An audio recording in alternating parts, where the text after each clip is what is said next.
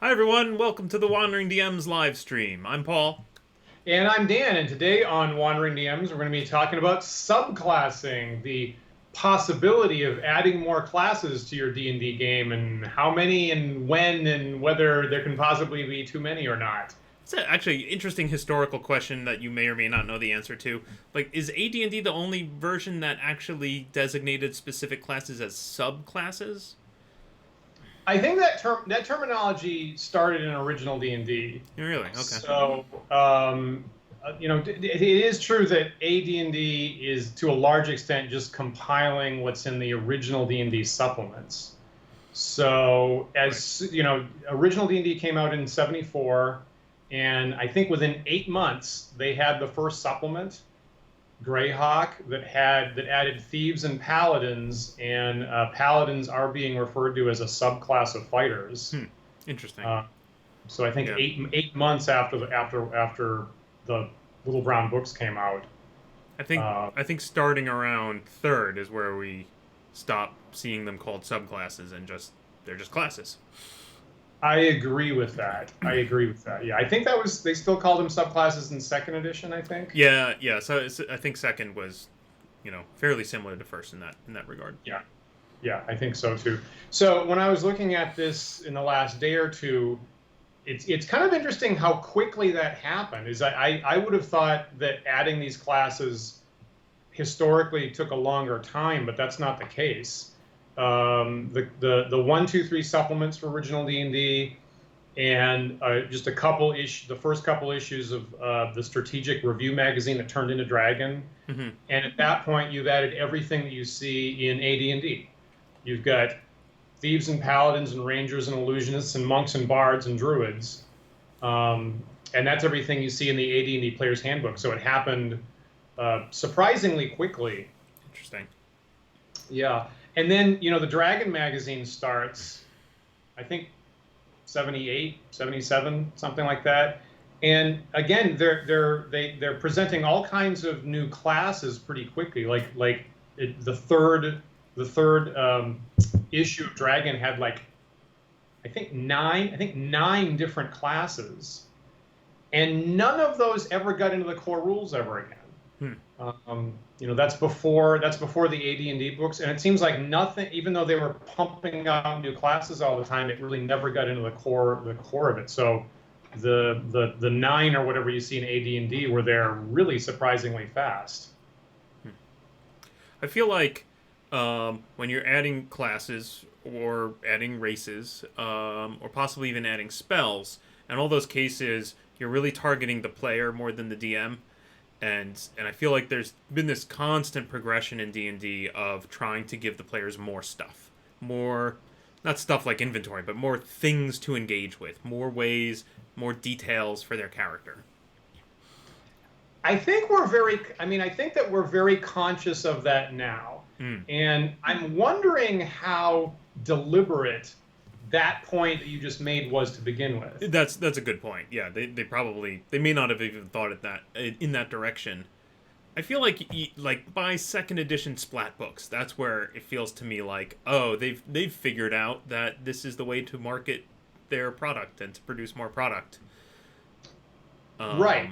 But I Right. don't know. I don't know. I mean, uh, how much are the supplements hung on those ideas versus how much are they like footnotes? And if I look at supplement 1 or supplement 2, what's the page count devoted to, say, the new classes versus other stuff? It's hard. Okay, so, the page count is, I don't know, like 4 pages. Okay, so you get 2 pages for the thief, and you get about 2 pages of the paladin, roughly speaking. Mm-hmm. They're the first thing in the book, Yep. right? I mean, the way those things are structured is, classes and then spells and then monsters and items all the time. Right, but So they're like following the precedent, right, of the original books, I think, right, just organizationally. you're right. Yep, totally correct. And so, and then there's also the possibility of some people say, well, the thief is so incredibly weak, it wasn't even intended as a player class. You're supposed to be hireling thieves that are fragile and weren't and have sucky abilities and have D4 hit points originally. And no player in their right mind would actually take a thief. Right. Um, so I'm wondering, like, to what extent they access. Now, obviously, anyone says thief, tricky, sneak around, skulk in the shadows, and backstab, and half of our players all clearly have an appetite for that. Yep. Um, but I'm wondering how much they stumbled into that, because it doesn't. There's that, the paladin is just whether you rolled a 17 for charisma or not on your fighter. Yeah, it's funny. I was just talking to another friend about paladins, and you know, when players, I was just trying to think. Random thought process just went through my head. Is like, why did thieves stick and paladins didn't? If they were both like the first new things introduced, but paladins have always had, I think, been much more niche, right? They have like sort of a moral implication as well as a stat requirement. They're just I guess a little. I don't know. My memory of paladins when I was a kid was that I'm more used to like first edition AD&D paladins, where it was more than just charisma, right? You had to have a certain wisdom and a certain strength, maybe. I had a lot of requirements, I think. Definitely strength and charisma. Yeah, I thought there was at least 3. I remember it being a big deal that if you rolled the stats and you went, oh my gosh, I qualify for paladin, like you had better be a paladin. Totally. You're right. Oh shit, yeah. They need everything, actually. Yeah, I thought it was really rough. Sorry, that's rain. I'm looking at Ranger. No, they need everything. No, there's a minimum. Yeah, there's a minimum everything. Yeah.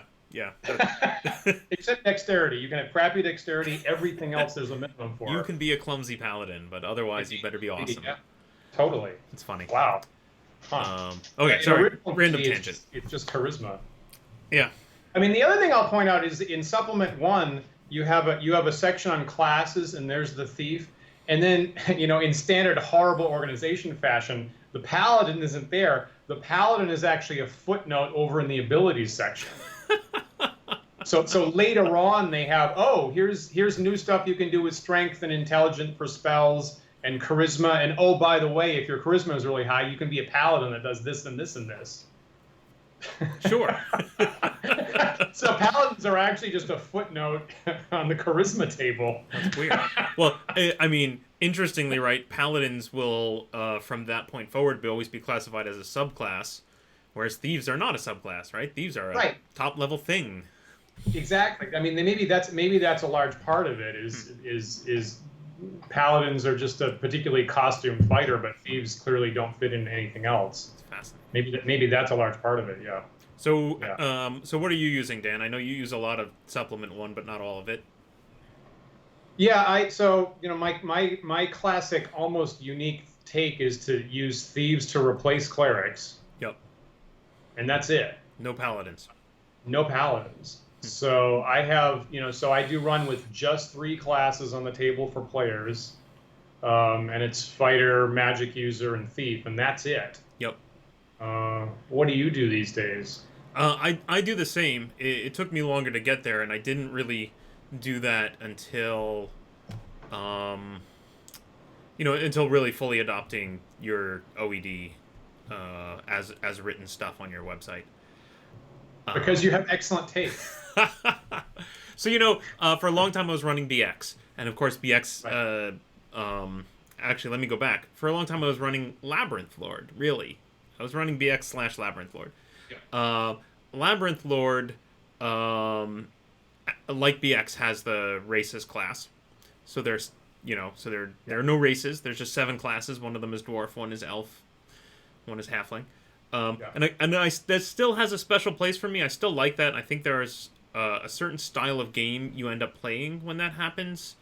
When elves are, I don't know, it feels very Tolkien to me. Okay. That elves are a different thing from wizards, and they both have magic, but they're their own unique thing. Okay. Right? You don't have elven wizards. You just have elves and wizards, right? I feel like the way Tolkien described it, wizards were almost not really human either. They're wizards. Right. And there's only 5 of them or something like that? World or something? I don't know. Honestly, I'm not a huge Tolkien scholar. But anyway, I always liked that. As I played with my group, they wanted more of those interesting, unusual classes. And so I started pulling in stuff from Brave Halfling. So Brave Halfling was publishing some supplements for Labyrinth Lord at the time of here's how to add a ranger class and here's how to add a paladin class. And I liked it because it kind of BXified things like the ranger. So rather than having weird, unique stuff and spell casting and blah blah blah, I think actually it gave you a couple options. It was like, oh, you can have a ranger that's more like a thief where he's got these skills, or you could have a ranger that's a spellcaster or whatever. So I think I pulled in ranger and paladin from Brave Halfling. So then I was at like, what is that, 9 classes? Yeah. Yeah.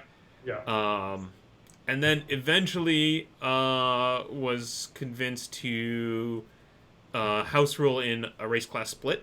So I did that. And then from there, I started getting more and more OED-ish, and what I realized was when I went to conventions, I was removing all the paladins and rangers from my pre-gens. Yep. I was like, too finicky, too weird. I don't know. I don't want them for this particular adventure or whatever. Yeah. And then eventually I was like, you know what? I'm just not using them, so let's get rid of them. Yeah. Interesting. So, God, so many things. So I got two footnotes. So item number 1. Apparently, I ran into the following in the past, and then I rediscovered it a couple days ago. So a gentleman who goes by Xenopus Archives Online, who just wonderful work on studying BX. Read these initial drafts of Lord of the Rings, and to my personal amazement, the character of Strider, the ranger, where the whole ranger things comes out in the early drafts, was a hobbit. That's interesting. Yeah. And so if you look at it, it's kind of interesting how the abilities that we in D&D we connote with halflings or hobbits really kind of follow suit from rangers, actually. The hiding in woods and stuff like this, and being good with ranged weapons and all that kind of stuff. It actually kind of trickles down from the original write-up of the ranger character. So there are some people that point to the whole halfling race in BX as being the analog of a BX ranger. That's interesting. I guess I could see that. Yeah. And it's kind of, and then some people have this hot take on it, which I kind of like, of like, it's kind of it's sort of too bad they turned him into a human, because it sort of has a bit of white human savior disease for the hobbits. Like originally there was like a totally badass hobbit who was in charge of like saving the whole race. Yep. And then it got turned into a human instead. So that's kind of an interesting hot take on that. It really would have put a weird twist on the whole love affair with an elf if it had been a hobbit. Yeah. Oh. I don't know if that was there or not, but yeah, I mean, like, dude, that guy's balling. Interesting. And the other thing is, while I was reading some early Dragon magazines this week, it's kind of interesting because you're talking about maybe the race's class that to me was new in Moldvay BX, which systematically I'm kind of aggravated about. In Dragon magazine number 3, they have this giant friggin' list of new classes, and one of them is a dedicated dwarf fighter class.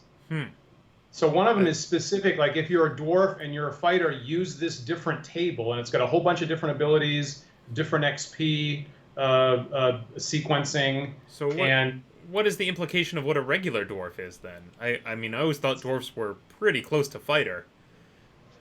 Yeah, well, okay, so this is pre-BX, right? This is pre-BX, and in original D&D, they're separate. You're a dwarf, and you've got to be a fighter, basically. Yep.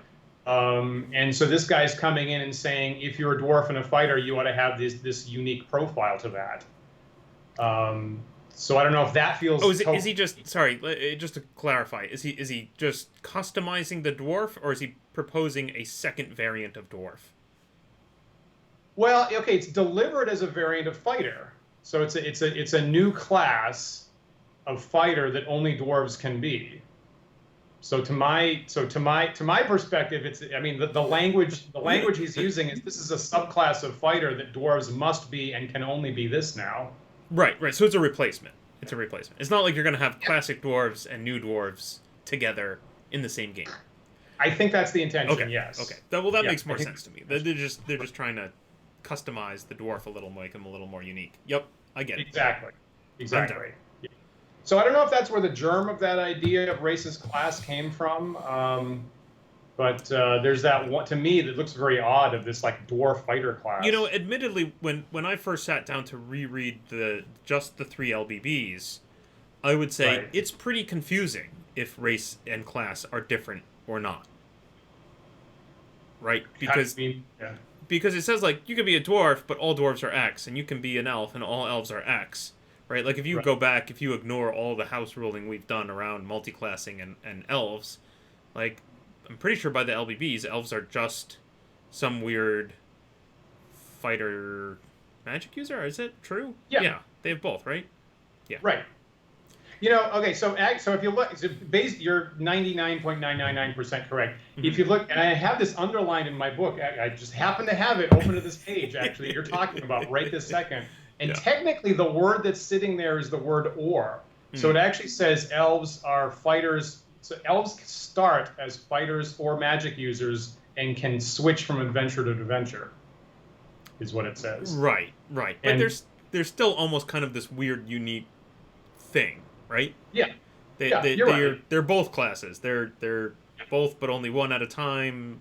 It's weird and awkward. I mean, I grant you, it's the reason we've house ruled the crap out of it, right? Because it's just like the text is a little incomprehensible as to what they're getting at.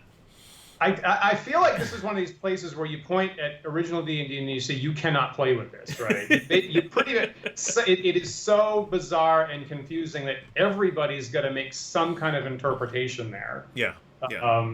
And so I feel like that's one of those places whereby every game is going to be different because of passages like this, because what it says is just almost inconceivable. And now I often forget to think about it. But what does Holmes have to say about race and class? Yeah, a lot of the time he copy pastes what's out of original D&D. Yeah. Yeah. So he says the same things. He does not have combined race and class like Moldvay does. And then he also, since he's looking at the supplements, he also says, because he has thieves, and he says, now advanced D&D allows your dwarves and elves to possibly be thieves if you want that, but you have to look at AD&D for that. Oh, that's interesting. But he's Yeah. already talking about AD&D, which has already done the split.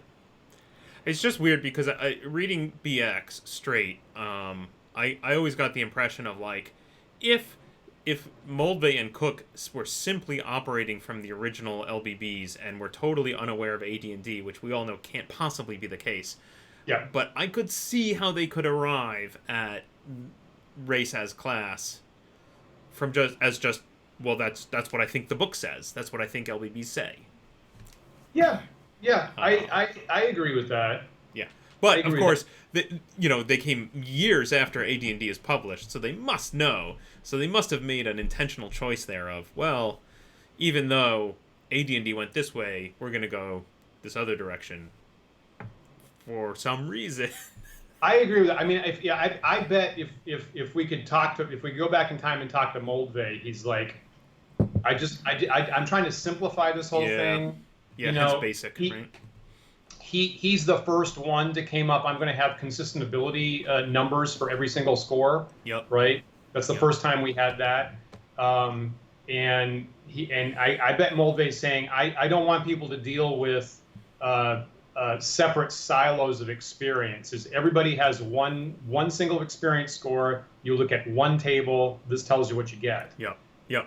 Yeah, that makes sense. I kind of like the nuance of my characters having multiple silos of experience and deciding which one to improve in myself. But I can see someone making a simpler basic game not wanting that. Yeah, it's interesting. I always got the impression that, and I feel like we're off on a super tangent here, but I always got the impression that like part of the goal of basic was not only to simplify and clarify, but to also target a younger audience. And unfortunately, then just looking at it as a raw source, it's not always clear what was made in the name of targeting a younger audience versus what was made specifically just because it's confusing for anyone, right? Like, you could see somebody saying, well, AD&D is confusing for kids, so let's make a basic game for kids. But sometimes it's confusing for everyone. And sometimes you're clarifying not just for the kids. That's a good point. It's not something I would actually think of a lot of the time, but that's a fair point. I wouldn't.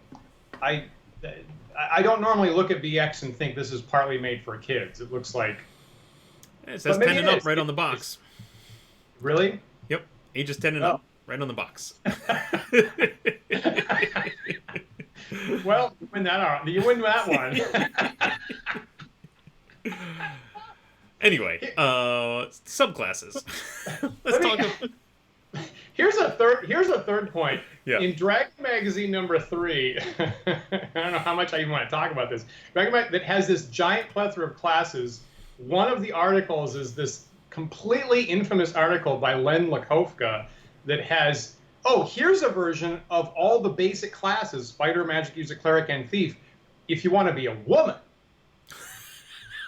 Yeah. If you want to be a woman, oh God! Clearly, we've got to have custom classes for that, right? So here's customized woman fighter and woman magic user and woman thief, and women fighters, their strength is terrible because we all, their strength tops out at 14. You can't have a strength more than 14, and you fight at one level lower. It's so painful. Than normal fighters, but wow, women are great at thieves because they are tricky and they will steal your money. So they have all kinds of extra seduction. Stop, anyway, please stop. Yeah, please, you're killing me. Oh, yeah, Len. It's awful. Yeah, it's terrible. Should have stopped at L1. L1 is a great module. I love that module. Yeah, Len. Yeah, I mean, there's some really embarrassing, some really sad, embarrassing, shameful crap back there. And man, I'm glad that died. And obviously, no one's heard of that in a long time. Okay, so it's awful. Let's avoid that incredible landmine. Let's walk around that for a minute. Okay, great. So subclasses. Here's the problem with subclasses. Whether they're subclasses or not, just more classes, right? Really, the problem is more classes, and which is something that I've played with and then moved away from. Why did I do that? It's the same problem I see now in 5th edition. 5th edition is chock full of race and class choices. Too many. And players are overwhelmed by the sheer volume of choice. And they claim to like it. They claim to really love it, right? It's like the most popular thing is, this new expansion, this new book has new races, new classes. Woohoo, I love it because, I don't know, I've been playing D&D for so long that I've gotten bored of the same old, so I want something new. The downside, though, is that new players coming into the game are now facing a list of a dozen classes or a dozen races, and they're like, oh, there's so much. And then possibly they then self-select into the most extreme. Either I'm going to be human, I'm going to be the most boring, plain vanilla character, or I'm going to be a turtle person. I think I see this. I think I agree with this, and I think I see the same trend. So I think that's a good point. I think that's where we end up, unfortunately. And it's really tough as DM. I know, I've posted about this on my blog about my dislike for the weirdo races, as I call them. But the problem really for me is, you and I both have played with our friend BJ, who makes a ton of weirdo races. But he always does it as part of world building, right? He's like, okay, I'm going to have this new world. It's going to be Arabian themed, so we're going to have, turtle people because they live in the desert, and that's a turtle. That's a race. Right. So and I wouldn't say he makes a ton of, like, when I come to the table, mostly at convention type things, I mean, he's got 3 or 4, right? Yeah. He's also cleverly doing it as replacements, right? Yes, he's saying, exactly. Rather than the normal XYZ, you get this, right? Right. And so that works reasonably well, I think. The problem comes when you just have this smorgasbord of options which are not tied to any fiction or any pre-thought out anything. And now we just have this crazy amalgam of everything. Yeah. And that is what I rebel against. That's what I don't like. Sort of like saying it reminds me of Renaissance fairs. I used to go to Renaissance fairs as a teenager, and I was super into history. And so I liked the idea of we're emulating this period of time from way back when. Which period of time? Is it medieval? Is it Renaissance? No, it's Renaissance. It's called the Renaissance Fair. It's the Renaissance period. But then all this other crap starts leaking in, like, oh, and also we have elf ears, and also we have like every element of every fantasy anything anywhere is now part of a Ren Fair. If you go to a Ren Fair, it's like its own category of thing now because it's just Really? I don't know, it's everything. Shove it in there. Really? Yeah, yeah. How does that? How do don't they have like this whole I don't know, family hierarchy system that's run nationally? Was that a thing? I thought there was like, I'm a duke that's part of this earldom that's part of the nation of the Northeast New England something. Are you thinking maybe of SCA, the Society of Creative Anachronisms? Yeah, I guess maybe I'm mixing that up. Because they do that, and for sure they're trying to emulate a specific period of history, and that's much more targeted. Whereas if you go to like the New York Ren Fair, where is that up in? I can't remember the name of the town. Anyway, it's the one I used to go to. Yeah, it's just freaking everything, man. It's if it at all smacks of the fantasy genre in any way, it's in there. I did not know that. Yep. That's interesting. Huh. So clearly, there's a commercial concern, and so at least now that the companies have become laser conscious of the desire that players have for expanded options and maybe power inflated options, possibly. Mm-hmm. Yes. Mm-hmm. We're on this addition cycle of here's the core rules, back to basics. You get the 4, 5, or 9 classes, and then we're going to build and build and build. And now it's overwhelming, and now we need a new addition to bring you back down to something reasonable. In the early history of D&D, they had new classes, but they weren't getting into the core for almost 20 years, right? So once you had the 9 as of about 77, that was the same 9 that you saw all through first edition, all through second edition. Now it seems like they're coming out. Now that someone's uttered we can sell more stuff to players with new classes, it seems like it comes much more rapidly at us. I think that's true. I think that part of it is that they are trying to. I think 5th edition. Here, I'm going to toss out a crazy theory for you. I think that 5th edition is trying to bring everyone back to the table. That they felt that 4th edition was very divisive, right? Some people love 4th edition, but a lot of people rebelled against it and then went and found Pathfinder or whatever, something else. And so they were like, let's get everyone back to the table. So 5th edition feels a lot more like classic D&D, but also tieflings are there, and tieflings are a 4th editionism, right? So they're trying to like entice. Let's make sure your favorite thing is in there. Let's make sure that's at least there, so it feels a little bit familiar to everyone who loved the game. Right. I can't really fault them for that. I mean, that seems like a pretty reasonable approach. Yeah, they're much smarter. It seems like Wizards is much smarter about their business than I'm accustomed to the D&D manufacturers being, honestly. That's a very strong argument. I mean, certainly the corporate concern of modern day Wizards of the Coast is, of course, a radically different corporate entity than TSR of the early 80s. Right. Totally different people, totally different ideas. Right. Totally different place. Right. There's one thing. I'm trying to see if I can find this in D&D Beyond here, because I don't actually have the physical book in front of me. But one interesting thing in 5th edition is it starts in the race section. Starts with your classic races. Human, dwarf, elf, halfling. They do shove some interesting tweaks in there. Here's your half elf. Here's your drow. Whatever. Yes, here we go. Then it gets to uncommon races. And it quickly tells you, quote, here, I'm going to just read it to you. The Dragonborn and the rest of the races in this chapter are uncommon. They don't exist in every world of D&D, and even where they are found, they are less widespread than dwarves, elves, halflings, and humans. Yeah. Right, so they go out of their way in the text of the book to tell you, like, here's the extra weird stuff. Right. You're not necessarily going to see this in every game. This should be considered unusual. And the problem is D&D Beyond. D&D Beyond, great software, super helpful. I use it all the time. I love it.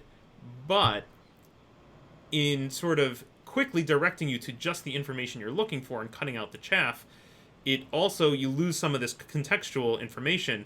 So if I go into D&D Beyond and I create a new character, it's not really super in my face of like, you're choosing a race that's weird, right? It's just like, Gotcha. here are the Yep. races. Pick Gotcha. one. Yep. Yep. And that's Yep. like, that initial character creation is the one place where they're at least good about like, in the very beginning they ask you a couple questions, and one of them is, what sources do you want to use? Do you want to use like just the player's handbook, or do you want to use, you know, all these extra books that Okay. maybe you don't even really own, your dungeon master owns and shared with you? Yeah. As you go down the road, once you've made your character, advancing your character, it's totally unclear. I've easily had cases where I've like brought in a spell, not realizing it was not in the player's handbook because it just is there in the list of spells I don't know, so that's the one I chose. Right. Right. I would say though, And even sorry, go ahead. I would say even in the initial character creation though, like the choice is no, limit me down to just the player's handbook, but still it's going to give equal weight to Dragonborn and Dwarf.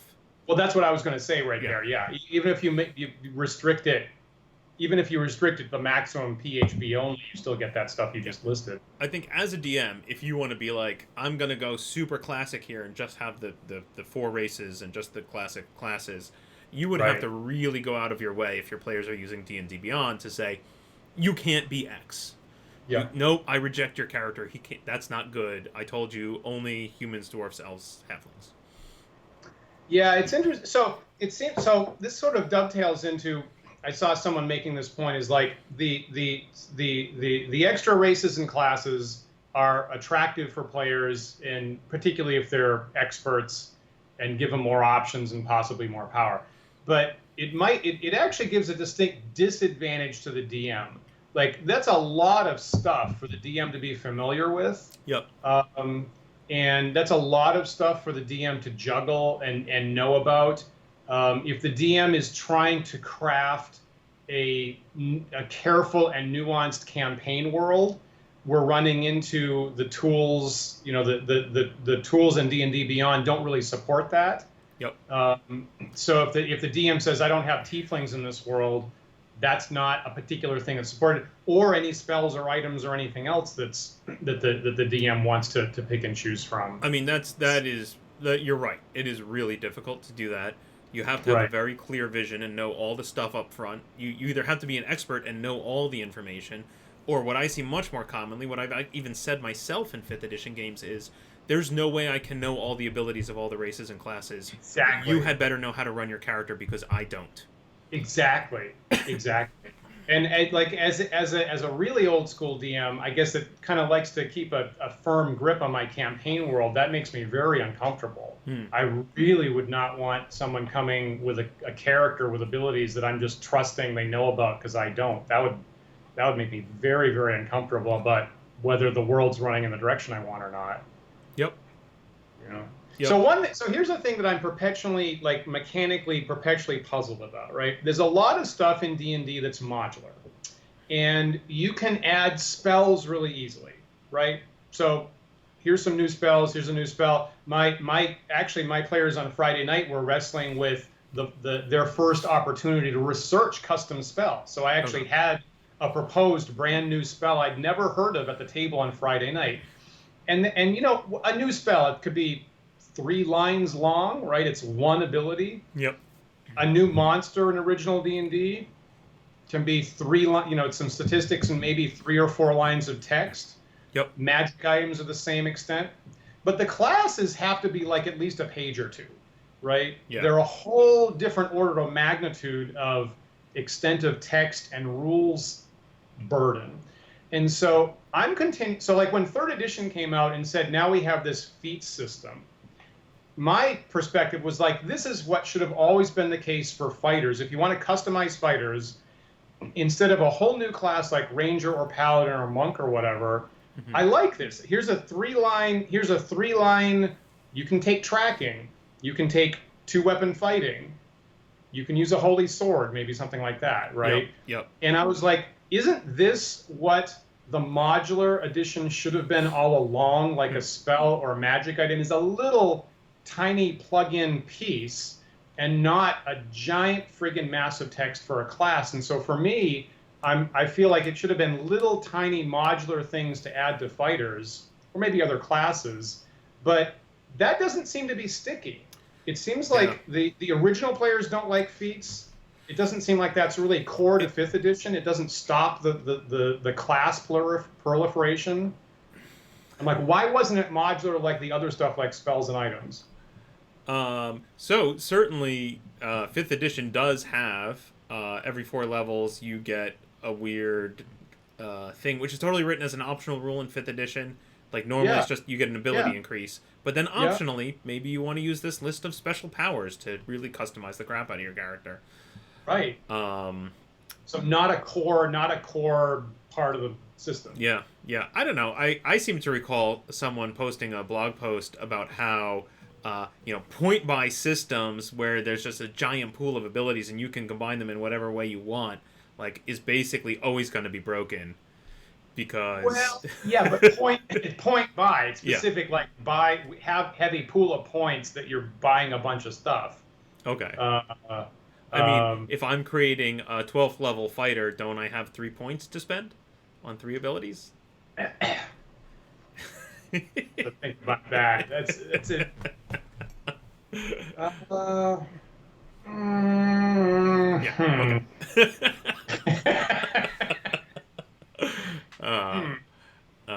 For our readers who aren't aware, that the blog author was, of course, Dan. I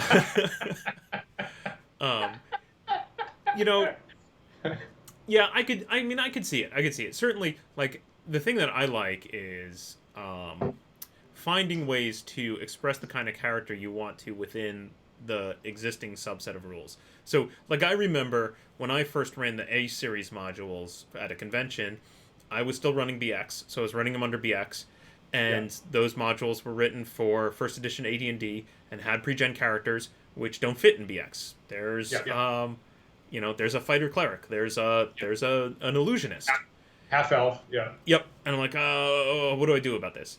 And when I was translating them and I was trying to build their characters in BX, I discovered I was able to make Fanstern the Illusionist really well by simply naming him Fanstern the Illusionist, and then carefully picking the spells that go in his spellbook, and giving him items that, like, he's got a lot of illusion stuff.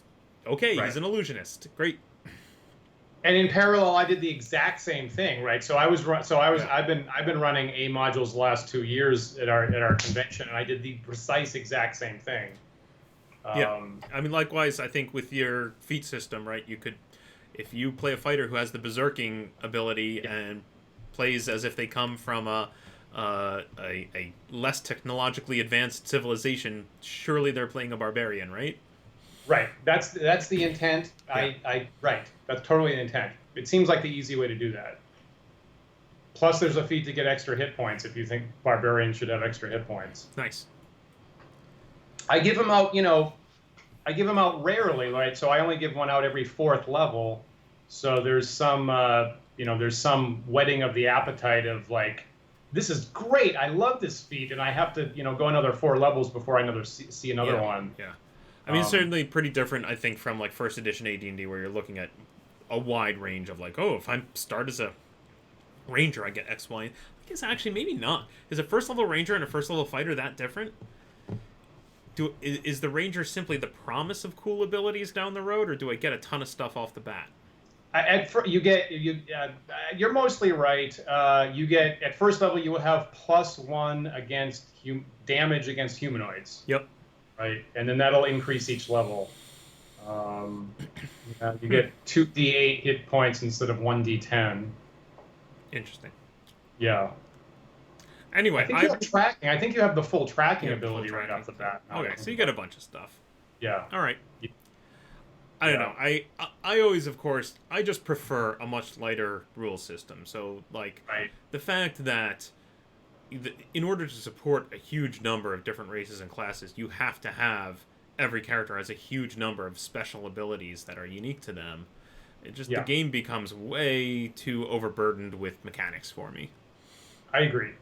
From the DM's perspective, absolutely. Right. If you're a player and you only need to focus on one of these things, I can see that being palatable. But where the DM has to handle all of them, it's a real burden. Yeah. unfortunately, as a force in consumerism, the players outnumber us often 6 or maybe even 10 to 1. So I hear, and then on the other hand, the counter argument is, without the DM, there isn't any game. So the making the DM happy is the spigot to make half a dozen players happy in part of the hobby.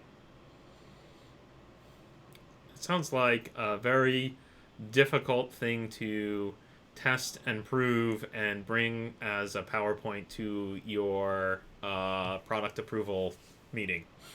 True, and it's probably changing all the time. Yep. Right, and probably that's changing. As now things are on video and where we have live cast gaming, and that gets people intrigued in a different way. And probably, even if you could, in theory, nail that down one day, probably 6 months later, it's a different story. In fact, if I get really cynical about it, there is a significant market, I think, to Wizards of the Coast of people who buy and read the books and don't play the game. I've heard. I mean, the first time I heard about that was 20 years ago, and I was like, "Oh, what?" So yeah, apparently that's. It's a thing. It's a market. It exists. Yep. What do you think the percentage is? Take a stab at what geez. percentage of. Like. 20. I'm gonna say 20. Really? Yeah. Okay. All right. Okay. I think it is not all by choice, right? There's certainly some, uber collectors out there who just love it. I just love role-playing games. I'm just going to buy them all and collect them all and read them all. I do this myself with stupid board games. I have many board games on my shelf, you can see right behind me, that have not made it to the table yet. I've not played them. Okay. It's a bad addiction that I've actually stopped myself.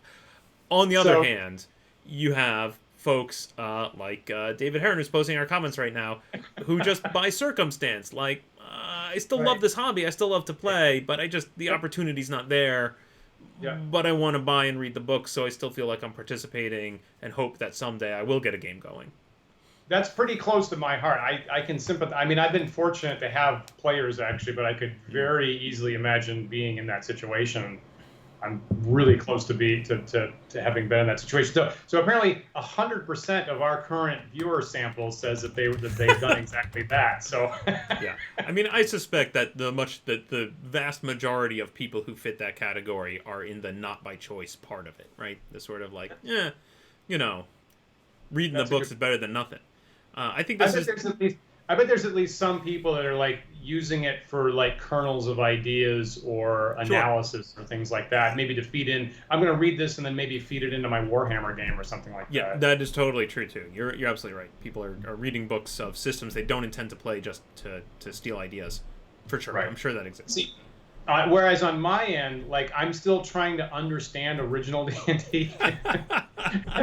I'm still furiously attempting to really understand the 0th edition of the game before I move on to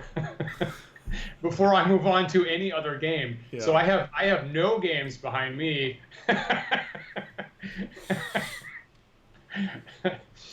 But yeah, I can see from the corporate end, I totally understand what a real dilemma this is of selling more product. If you go back to like Gygax in '85, right?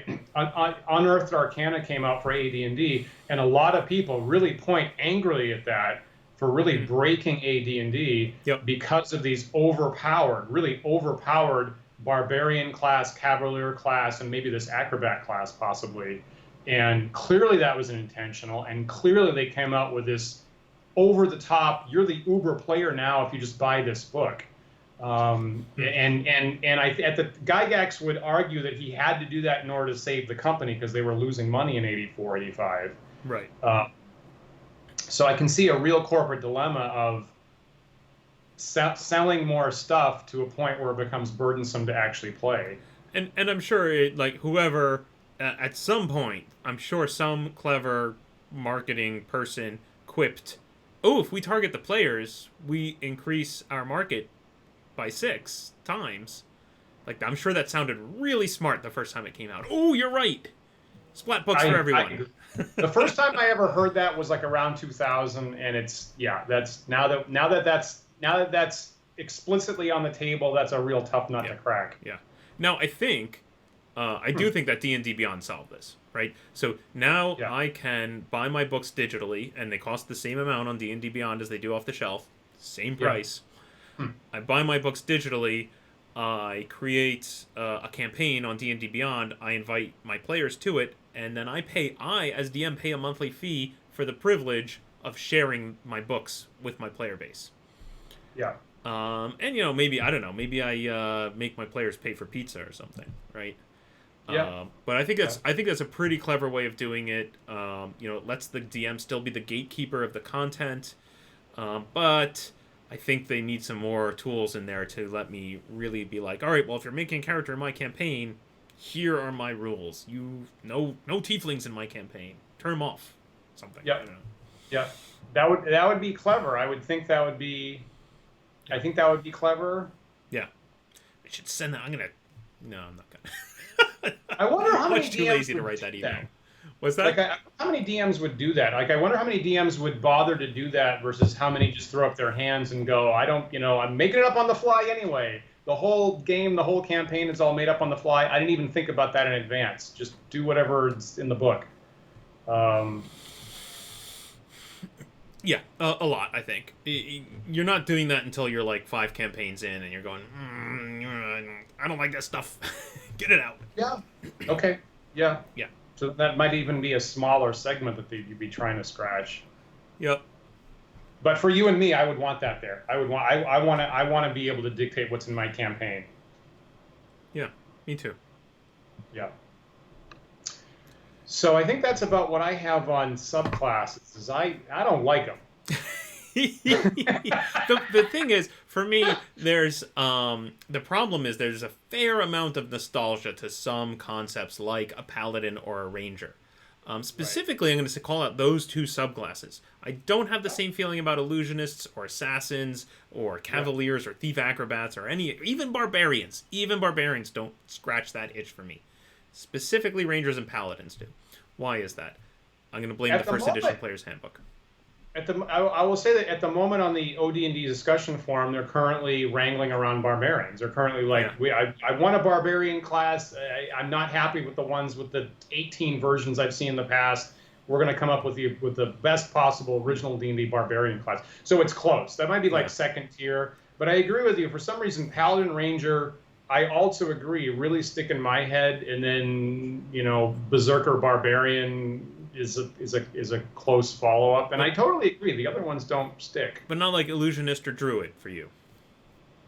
Which is not for me. Which is weird, right? And I have the same reaction. But those 2 are clearly in the first edition AD&D player's handbook, whereas Barbarian's not. I will say I do think there's a segment of players that love the Druid. I think there's a segment of players that really love. Oh, for sure. I'm a fantasy environmentalist, activist / terrorist.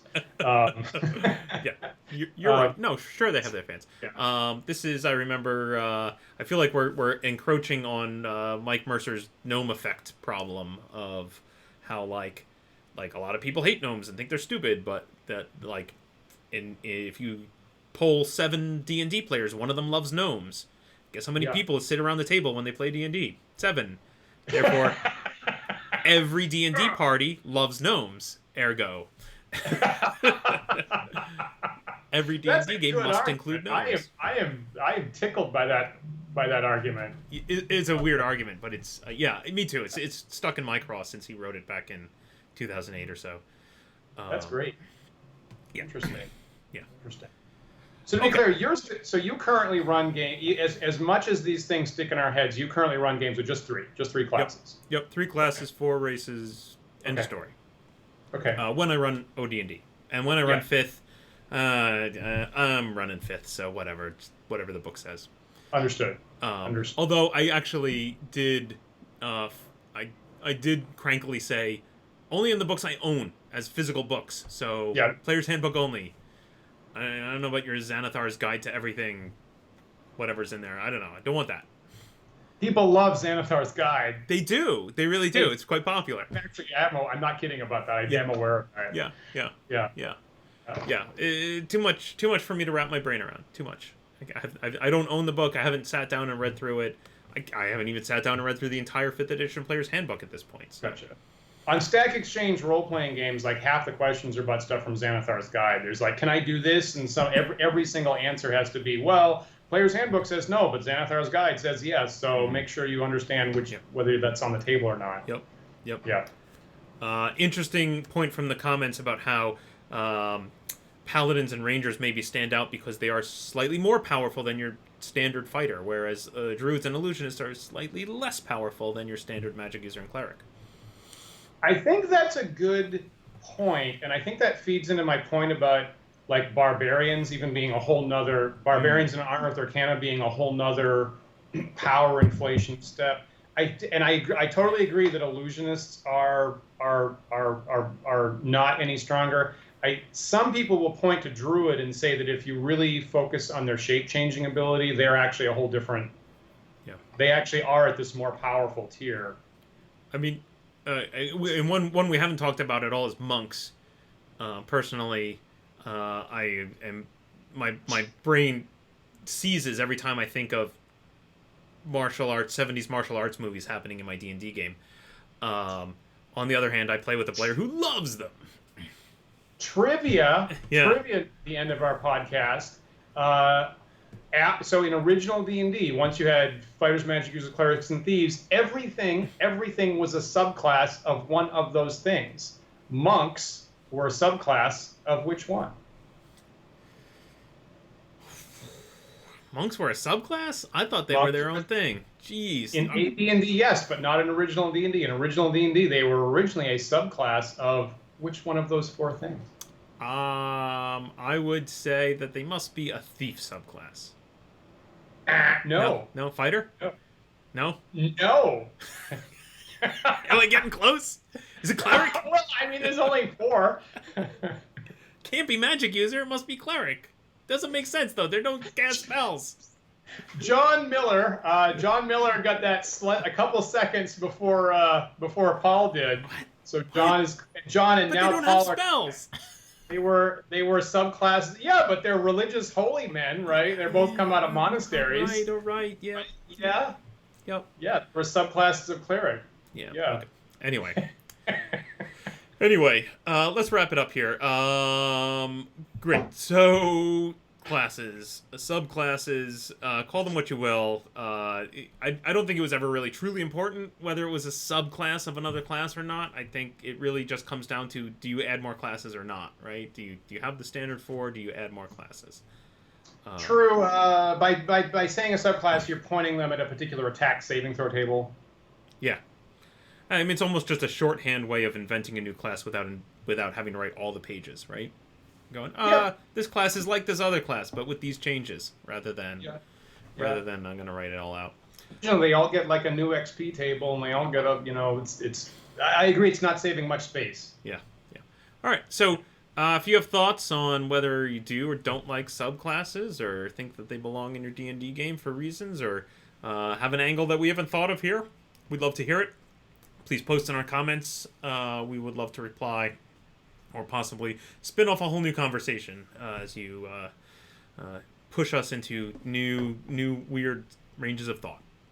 We don't currently use subclasses in our games. I do use some feats, but if maybe someone's got a really great argument that would throw us in the other direction on that, so we would like to hear that.